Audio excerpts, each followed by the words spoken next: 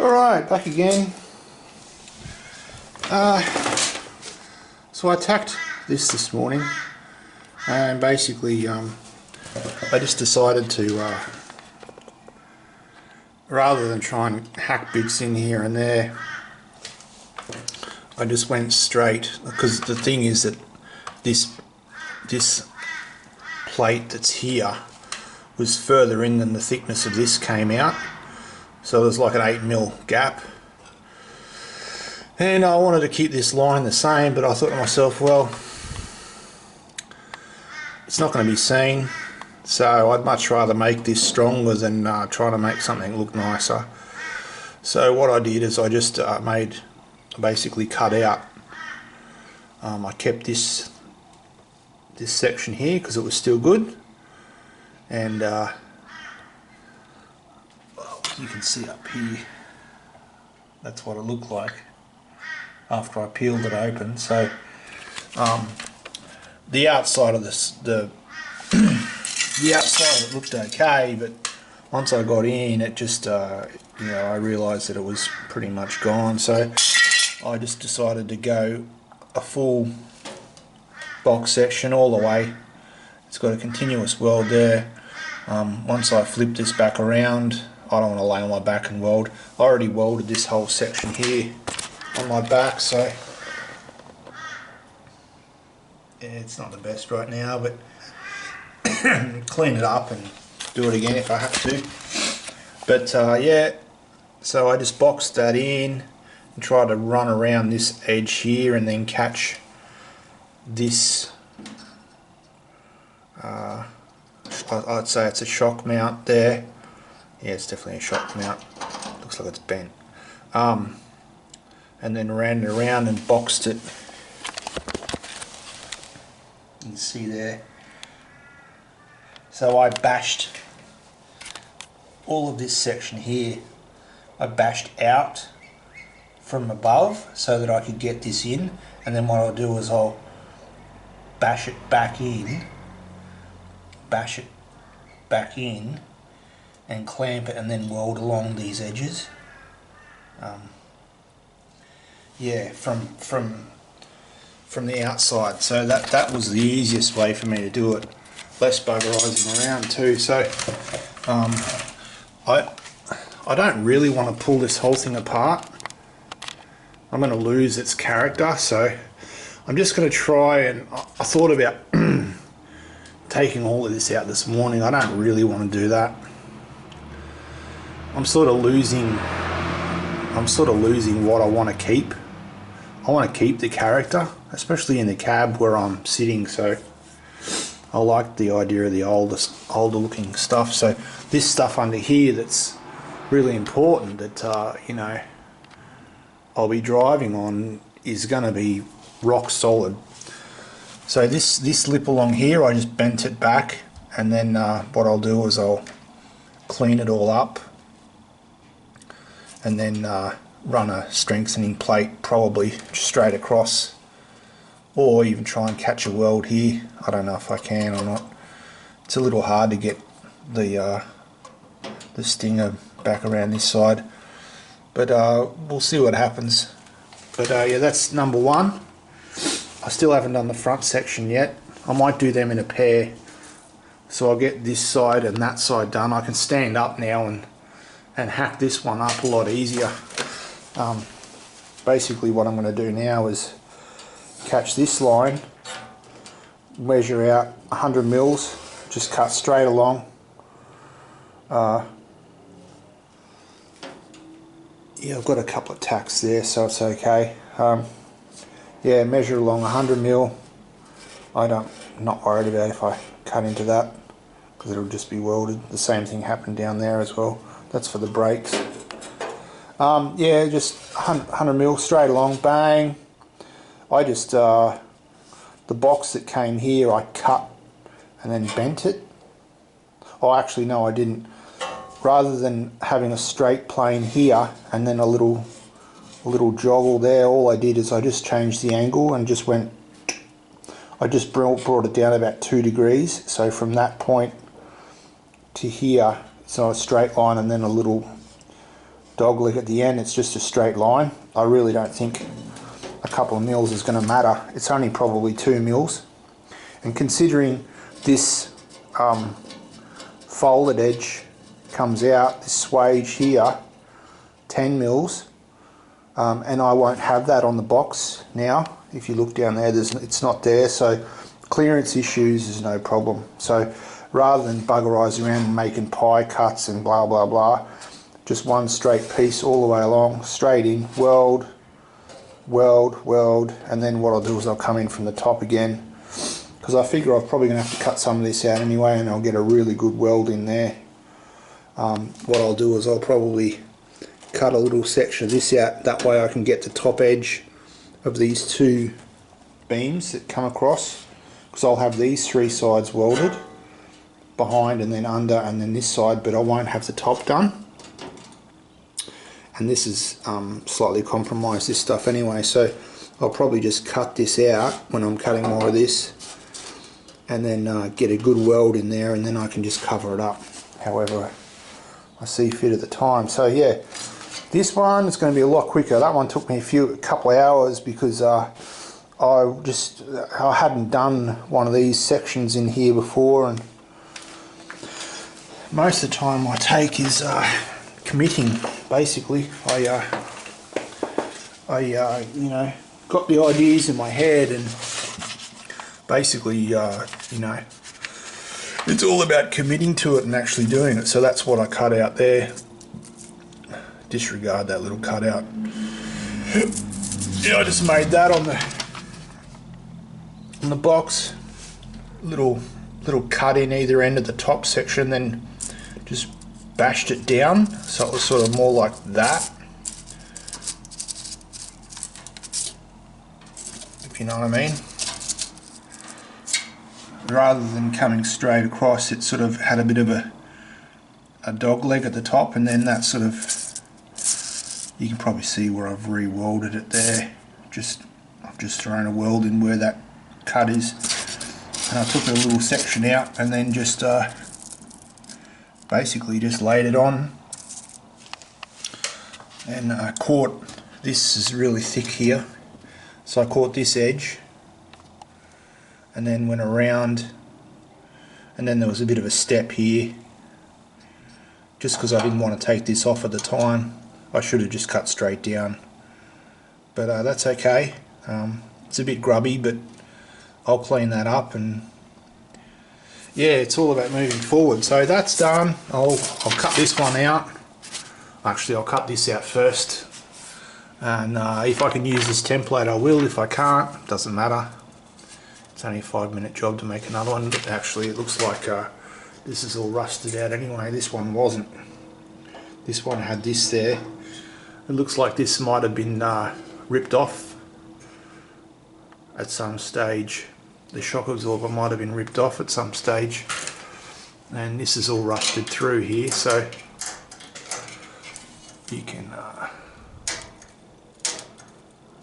see that that's 2 layers.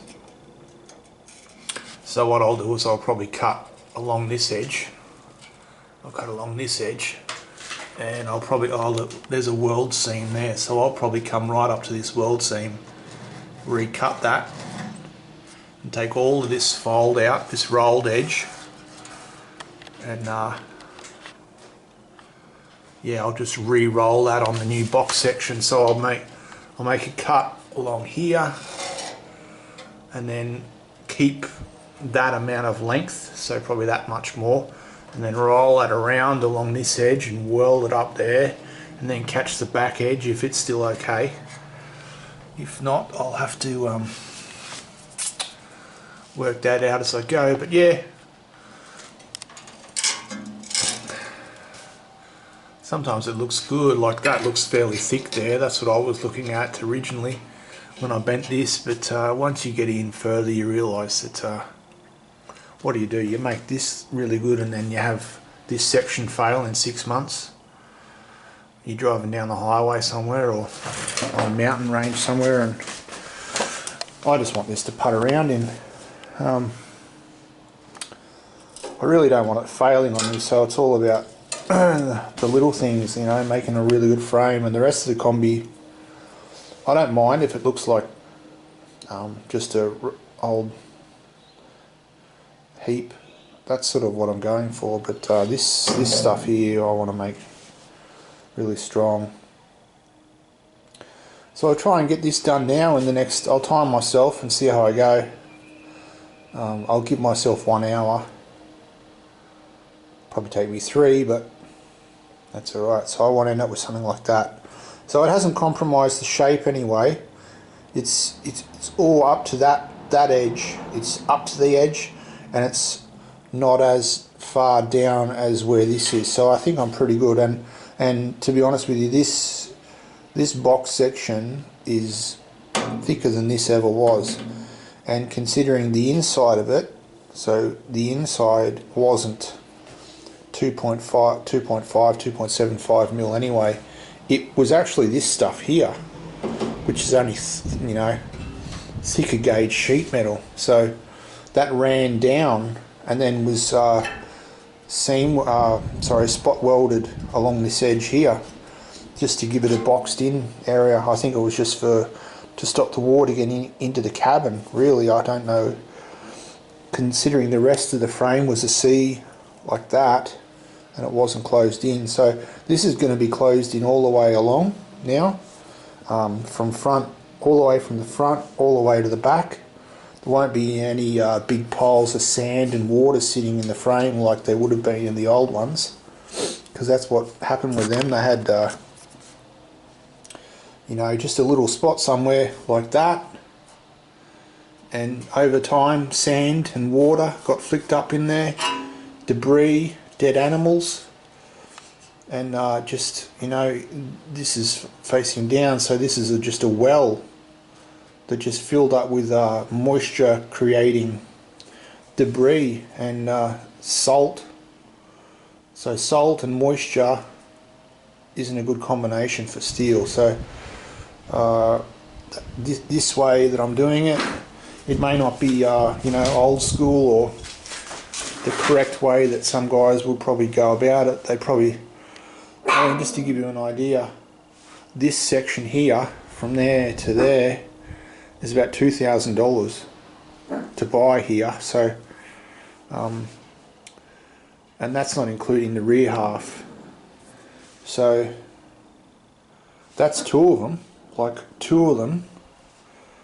I'd hate to think how much this whole frame would cost to buy if I was to order this to get made from someone to specs, to what that says, and have it actually fit on a vehicle to the strengths that I wanted as well, not just you know, if you look at these are the sill plates, so they were only half of that originally, and then there was another section just spot welded along where the body panel fit. So my idea with this is I've boxed the whole thing in, and then there's going to be a cap on the end with a hole drilled and then a grommet on it, and you can just take it off every 6 months or a year and squirt more oil in there and shut it back up. So this will never rust. Plus I'm going to put the bitumen all the way through. But apart from that, this is you know, boxed, so there's no area for humidity. I mean, that's another thing as well, like moisture gets into areas not by just a raindrop sitting on it, but the difference in humidity. So if you've got 100% humidity outside and this heats up, this is cooler in here, so moisture and humidity will transfer between the two along where it can go through. So this seam here where it was spot welded is continually getting moist.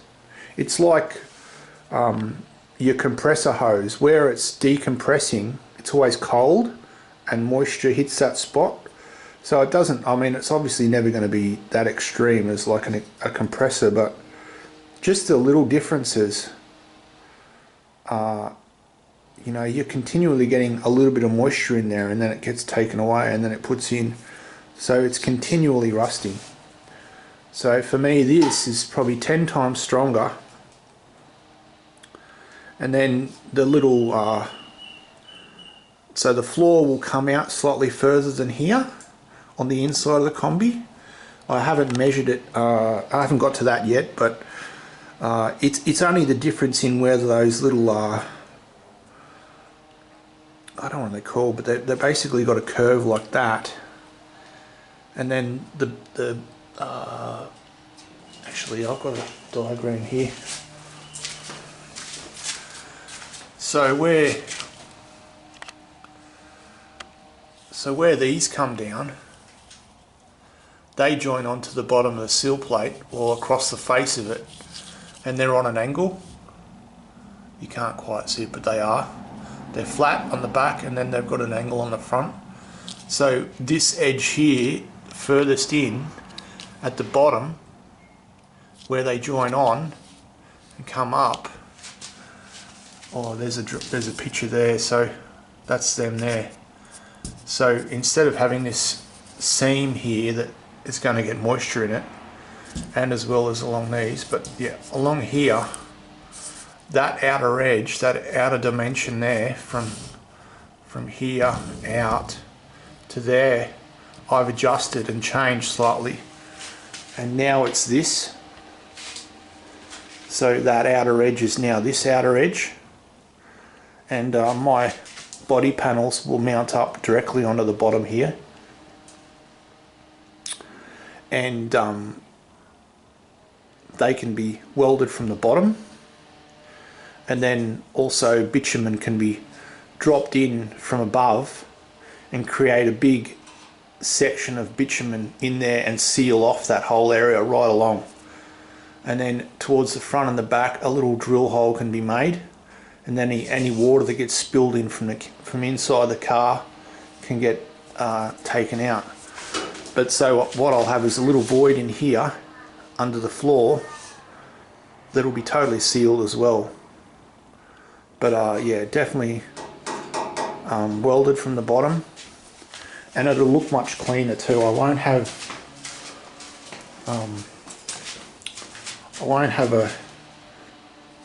a seam that pops out 10 mils like this, that's continually drawing water in and out. I mean, you look at it, inherently, it's just the process of making those cars. Everything's stamped out, so they leave this outer edge so that they can quickly join them together. You know, if you never wanted your car to rust, you'd come along and cut these off, and then you'd weld it up, and then you'd fill inside with something. But that's what I'm doing with this. Much stronger, much straighter. I couldn't imagine those sill plates that you buy staying square over that length of There would be a difference in them. I mean, even just one of those top hats being slightly in, like down compared to the rest of them, or would create a wave in that sill plate, because you'd have to weld to it, so you'd be compressing it in. Then your panel would weld to that, and then you'd get a ripple in your panel, and you'd be thinking, where's that ripple coming from? But it's being drawn in from the bottom of the actual plate. So if you look here, this is a dead square line. Like, that line is straight. It is straight as. So I'll be welding my panels to something that's as square as I want. And if I want, I can bring another piece of steel up from the inside, from this, like a piece of angle, and then weld that along, and then join my plates to that, my body panels. That's something that I'll think about later on, but for now, just continue with this. Alright, I'll bring you back.